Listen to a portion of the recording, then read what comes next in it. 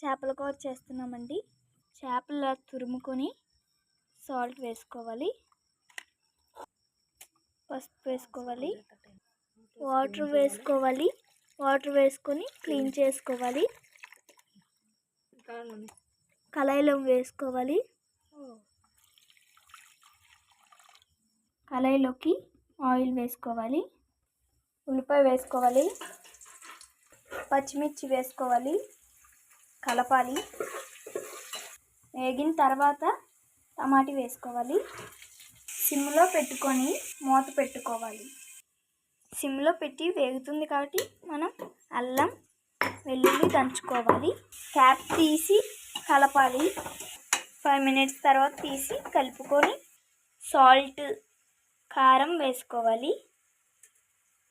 వేసుకొని ఇలా కలుపుకోవాలి. చింతపండు రసం వేసుకోవాలి, హైలో పెట్టుకోవాలి. తీసుకున్న తర్వాత అల్లం వెల్లుల్లి పేస్ట్ వేసుకోవాలి. మళ్ళీ మూత పెట్టుకోవాలి. ప్లేట్లోకి తీసుకున్నాం కదా, చేపలు వేసుకోవాలి.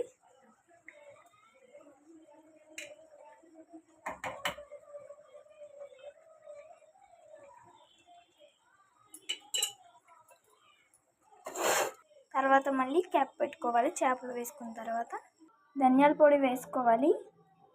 ధనియాల పొడి వేసిన తర్వాత మనం క్యాప్ పెట్టుకుని తర్వాత తీసిన తర్వాత అయిపోయినట్టే.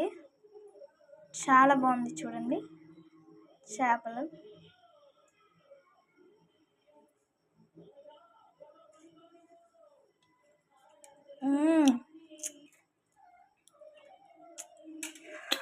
సూపర్గా ఉందండి. మీరు కూడా ట్రై చేయండి.